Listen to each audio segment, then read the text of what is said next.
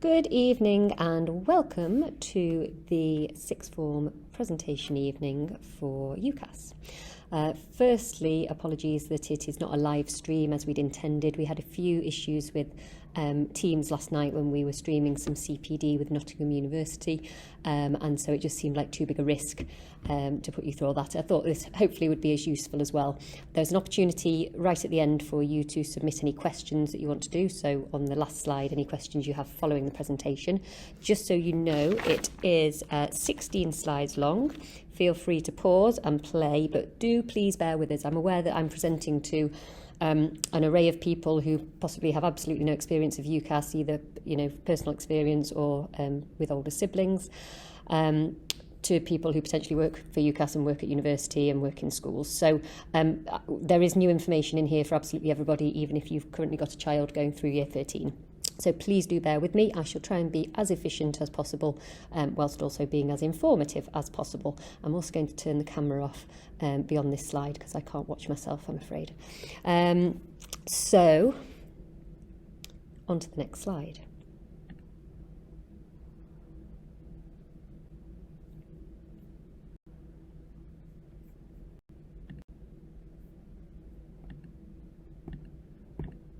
Okay, it would appear I can't turn the camera off, so you're going to have to look at my face, I'm afraid, but feel free to look away.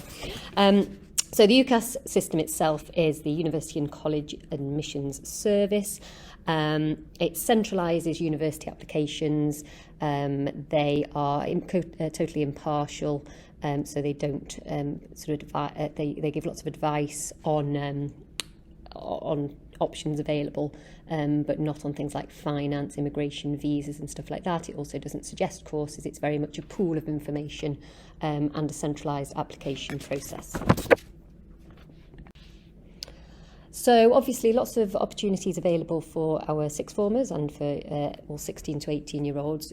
Higher education is definitely the most popular with our students. That said, we've got an increasing number each year, a few more taking on apprenticeships.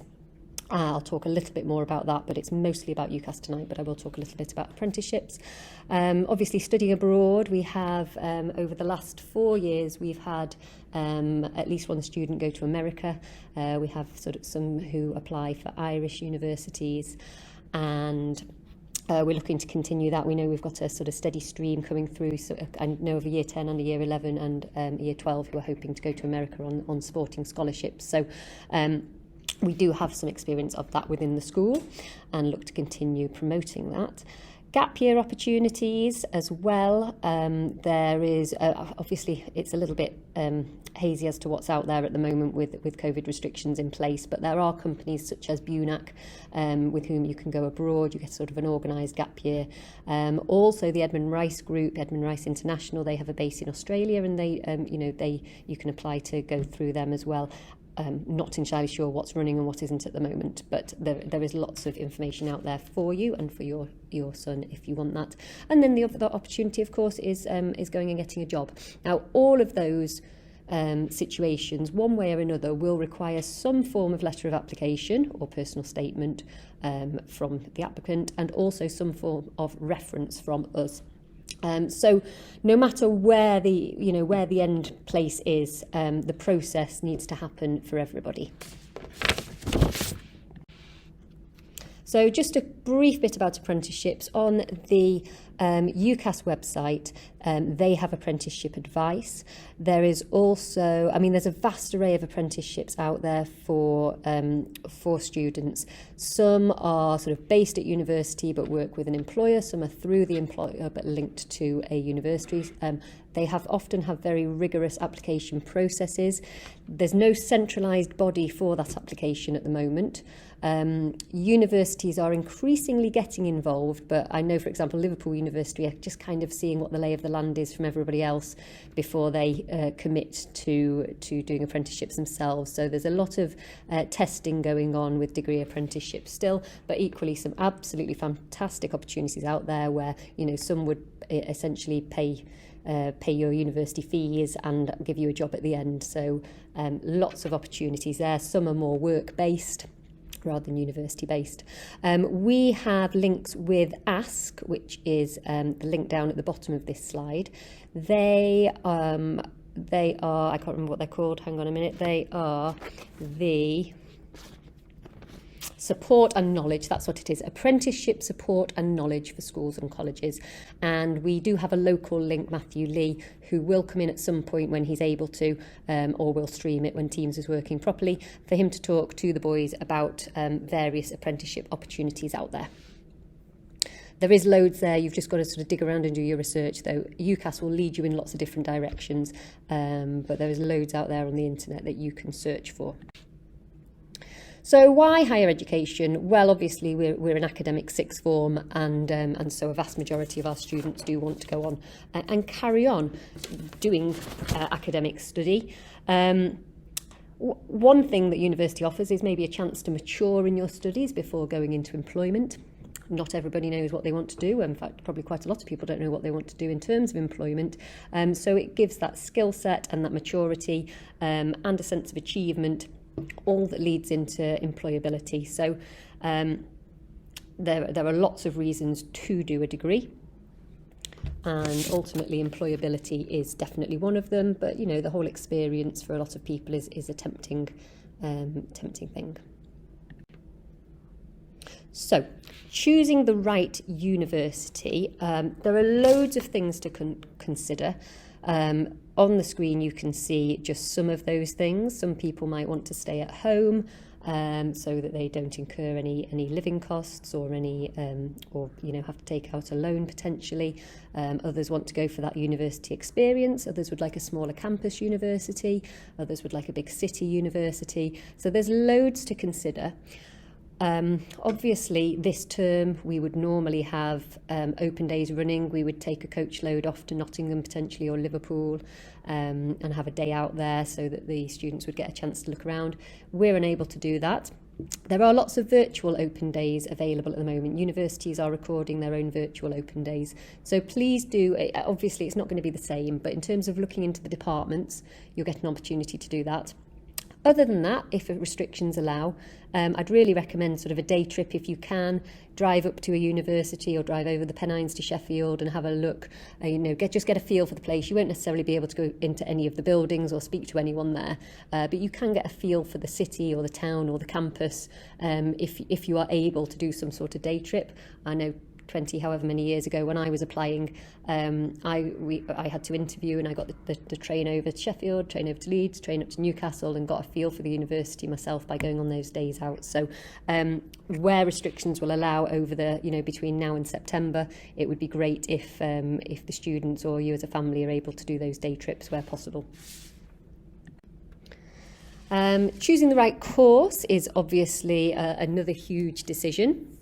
And again, a lot of research is required on this. There are some people who know their vocation, they know what to do, but equally lots of people don't know what they want to do, and so there's a lot worse than to do a strong academic subject that keeps doors open elsewhere.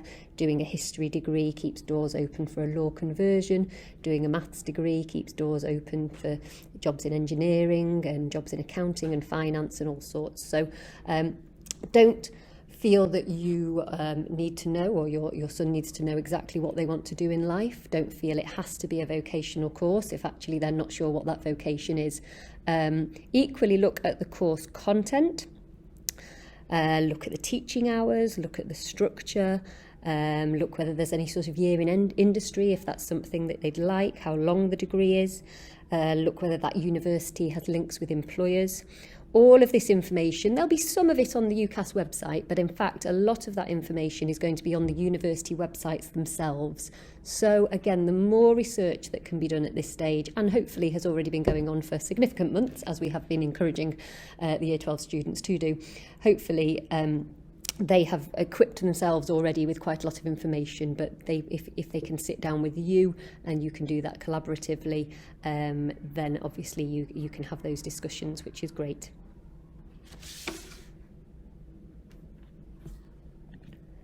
Also be aware of joint honours courses that are available. So for example, I did a degree in maths and management. I didn't fancy the straight maths itself. I decided that sounded a bit hard, and I think I was probably right.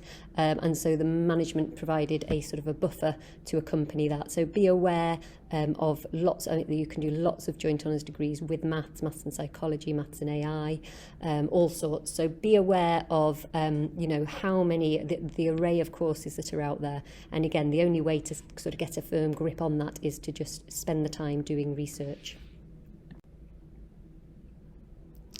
So the UCAS Hub is something that's been available on the UCAS website for a couple of years, but they've made it more important this year because they have made it so that in order to apply for university in 2022, you have to be signed up to the UCAS Hub.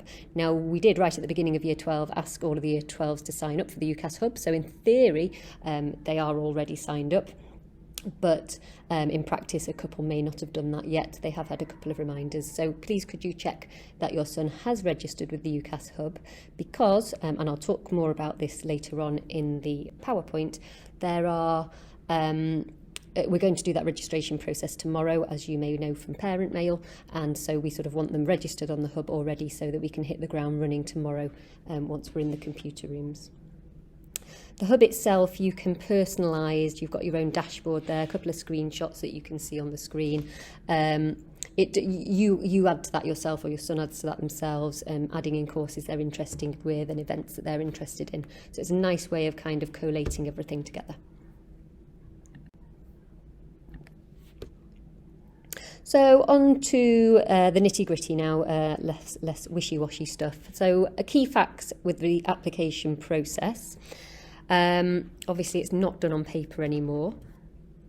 Those of you who applied at the similar time I did, you had to keep perfecting that personal statement. And I think my camera's frozen, but hopefully I'm still recording. And you had to keep writing that personal statement out. And if you then wrote it neatly on the form and made a mistake, you had to start all over again on a new form. So it's all online.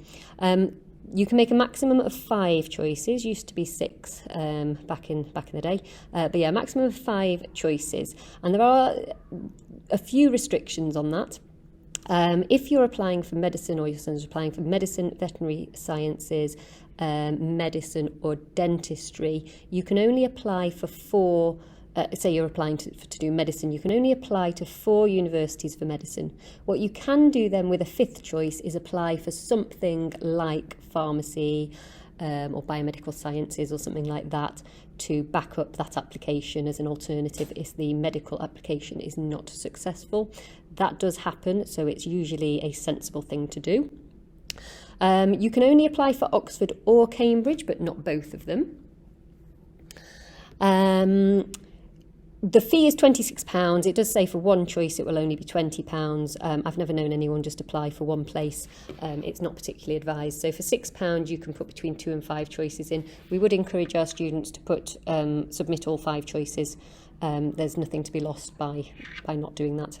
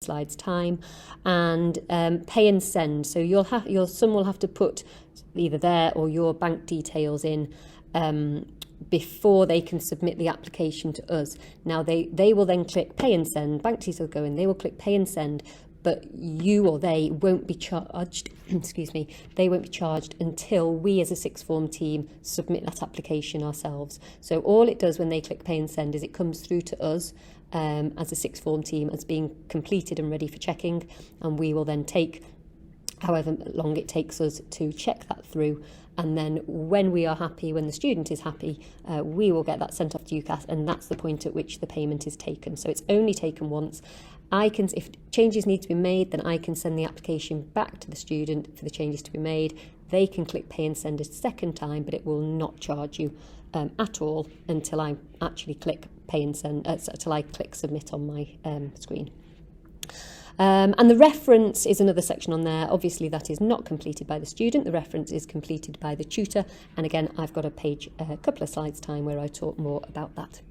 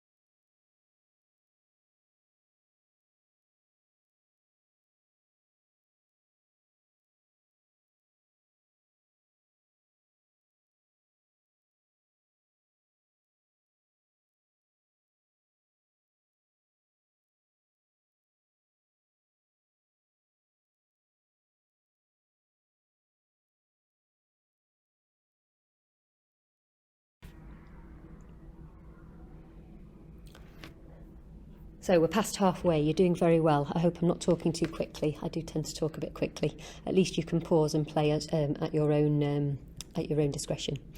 So I've probably covered most of this already, and this is just a little flow chart for you of the process. Register to apply, fill in those sections, teacher then adds the reference, and then everything gets checked. So I don't need to repeat this screen. It's just there as a pretty diagram for you. Okay, so the personal statement UCAS's words, the only section that students have full control over, and a chance to market themselves individually. Now, you only get to write one personal statement. So if you're torn between doing a degree in economics or doing a degree in history, your son kind of needs to make a decision on that, because the personal statement should be tailored towards that one subject which your son has great passion for. So to write a bit about history and then a bit about economics, although obviously there is a slight overlap in there, or there can be, I think when the course tutors read that, the admissions tutors, they're going to be a bit confused that your son doesn't quite know what he wants to do. When they read those applications, they want to see a passion for their subject. So sort of sitting on the fence and not picking a subject isn't a great idea. Obviously, if there is a joint honours degree and you need to enthuse about both subjects, that's perfect. So history with Spanish, you want to make sure that you're enthusing about both the language and the history side of things. Now tomorrow, again, I'll talk about this a bit more, but tomorrow your son, if they haven't already done so, are going to have to produce a first draft of a personal statement. We're going for quantity over quality tomorrow, because the more they can get down in a first draft, waffle, it may be completely changed, because there will be many drafts that are produced of this. I think the quickest I've ever processed a personal statement was in 3 drafts, and I have to say his was pretty impressive when I got it. He'd done a very good first draft. But more often than not, as a tutor, I was processing maybe somewhere between 8 and 14 drafts for each student. That's the time and the process that should go into writing a good personal statement. Nobody's expecting anybody to write a perfect personal statement. One of the worst things you can do is kind of struggle about how to start on the personal statement. So please encourage your son not to do that. Tell them to just write about their EPQ if they've done one, write about their passion, write about the reading they've done, write about the webinars they've attended. Inject some passion into that subject area and just let the words flow. Ultimately, it might all be changed, or a vast majority of it might be changed, and the order might be rearranged. But the beauty of doing that on a computer is it's very nice and easy to do. The final draft, which will need to be approved by your son's tutor, and he will need to be happy with it himself, will be no more than 4,000 characters. That's including spaces in Word. So I recommend it gets written in Word. It then gets copied and pasted onto the UCAS website, into that section, but there's no spelling or grammar check in the UCAS website section. So really, and no formatting allowed either. So no sort of they won't do paragraph breaks or anything like that.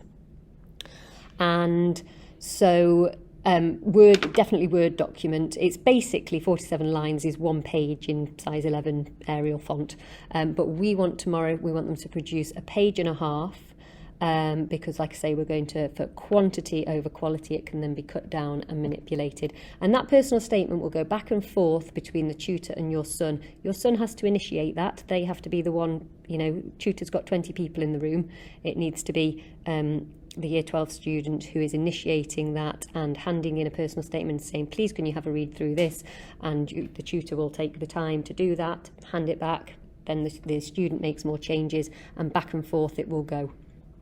One key thing to mention here is that don't plagiarise. There's so many examples of personal statements out there on the internet.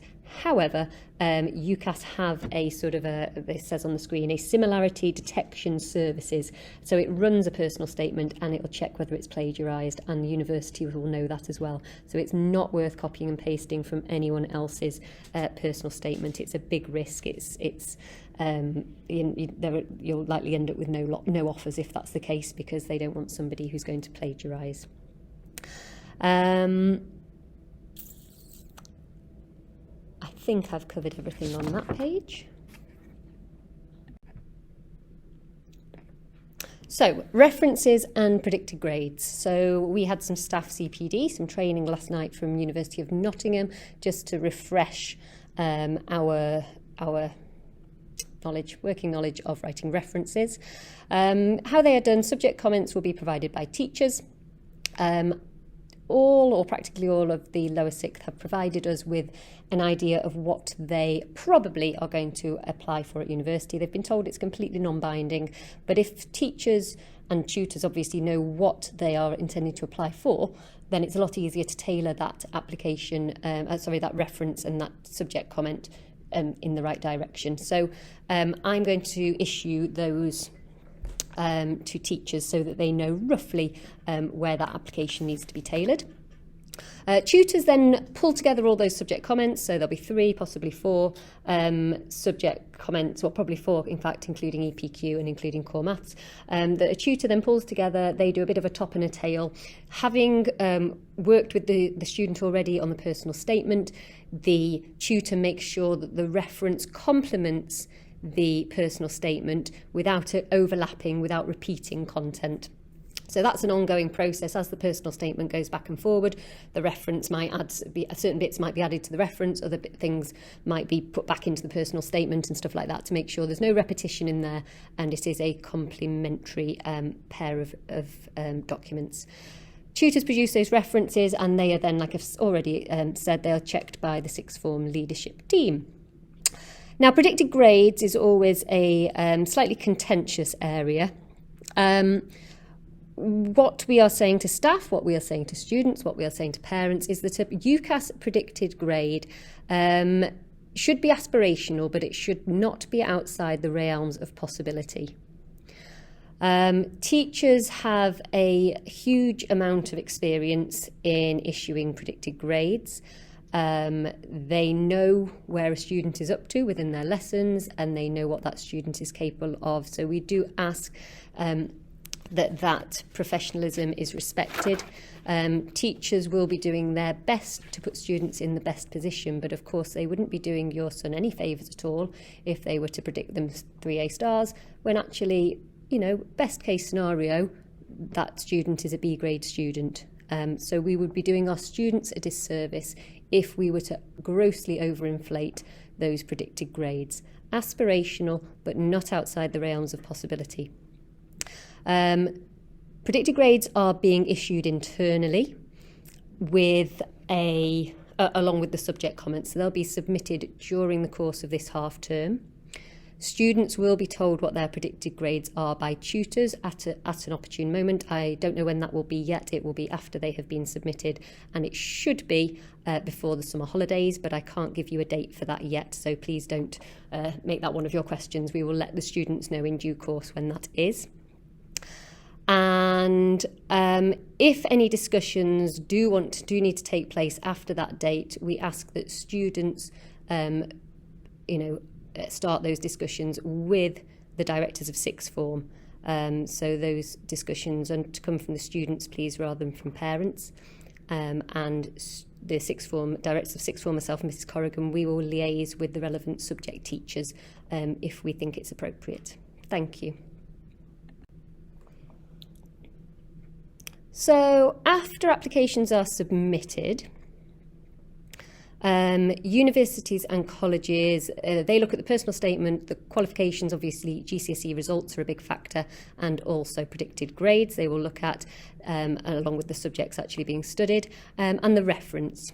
They may also ask for an admissions test, which tends to be medicine, dentistry, and the Oxbridge universities. There are a few additions to that as well.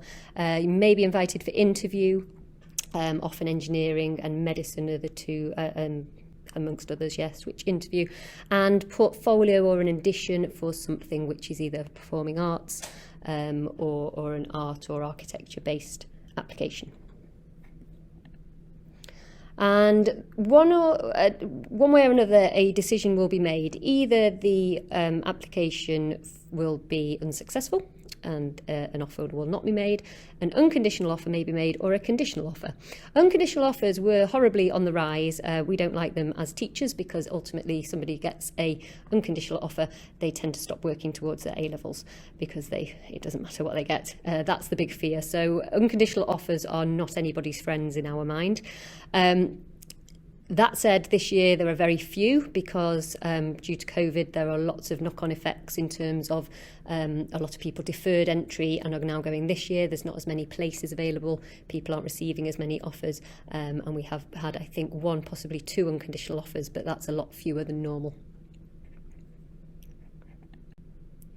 I won't talk too much about this, and I have realised I told a lie because I said there were 16 slides. I'd forgotten about the few at the end, so I apologise for that. I'm on half an hour of your time already. I'll try not to take up too much more. Just to say that once the application has been made, students can track their applications on the UCAS track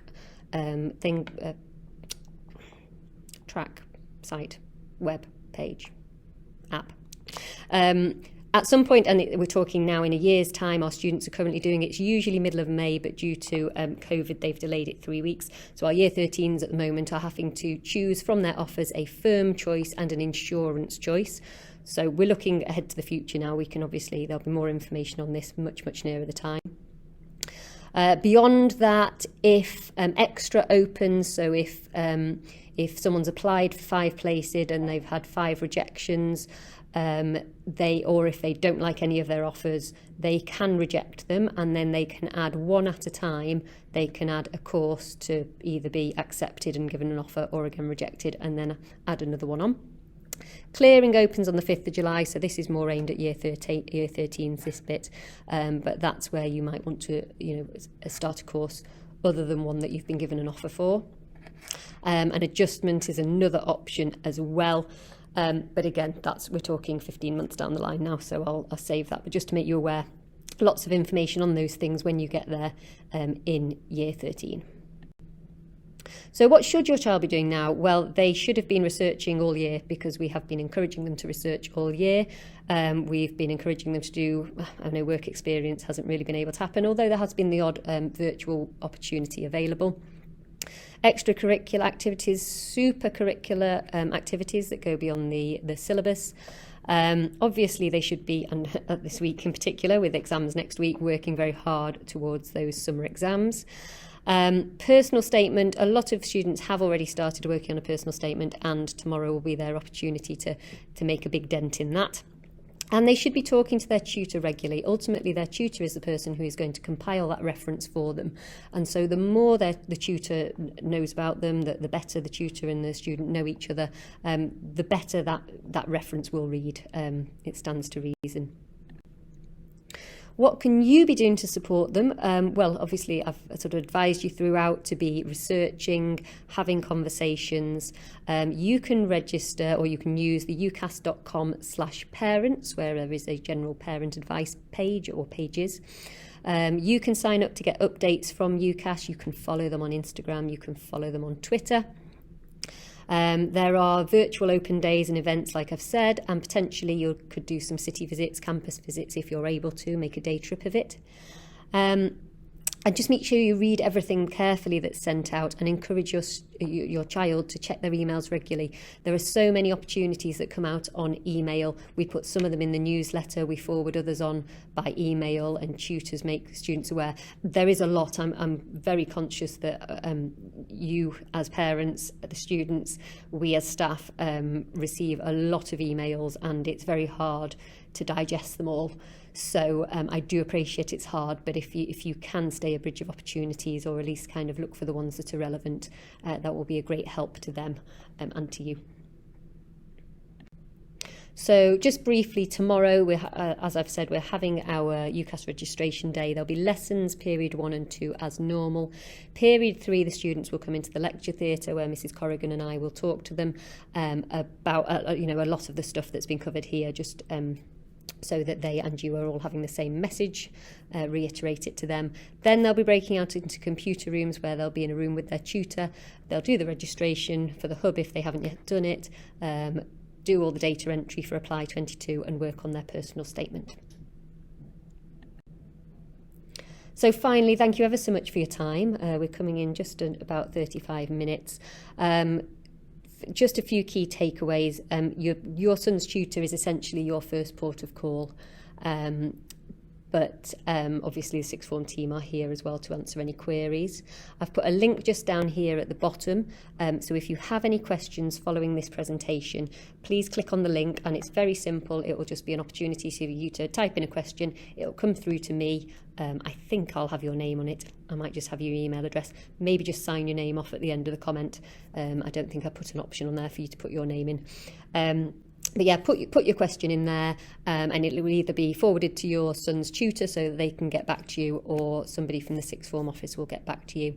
And again, those internal deadlines that we're working towards, 24th of September, we're looking for completed applications ready for checking for early entry, and all other entries, we want completed applications ready for checking on the 5th of November. Thank you ever so much for your time. I'm really sorry that we haven't been able to stream live. It just wasn't worth the risk. But I'm equally very sorry that we would get you into the building and meet you all and have you in the lecture theatre for this event. So look forward to be able to do that again in future, hopefully. Thank you very much, and have a nice evening. Bye-bye.